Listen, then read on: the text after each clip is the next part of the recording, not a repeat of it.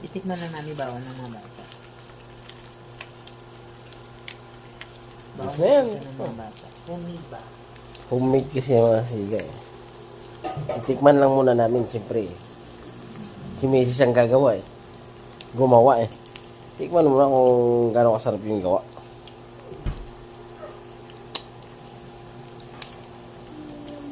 Dali lang itong mga luto kasi ano siya, fish. Healthy po ito kasi fish yan, fish. Yan. Healthy piece. Bidbid po yan bidbid. Kung ano isda yan mga kasiga, bidbid yan.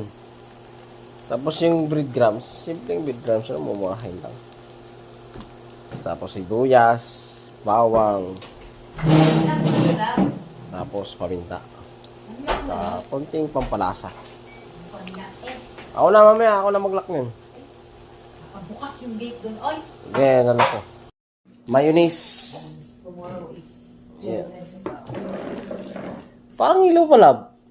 isda lang yan, lab. Ay, hindi yan Ay, pwede mahilaw. Ay, ganun ba? Parang hindi crunchy. Oh. Goods na ba talaga yan? May? Goods na? Parang Japanese cook, ganun. Half cook. Goods na daw yan, sabi ni Master Chef. Master Chef wife. Tikman mo na, lab. Wait lang. Pinapapasa. Ako muna. Ano? Sarap? Yon! Elari! Wala pa nga, Tomorrow ba? Sarap! Mama! Ito? Picture mo na eh.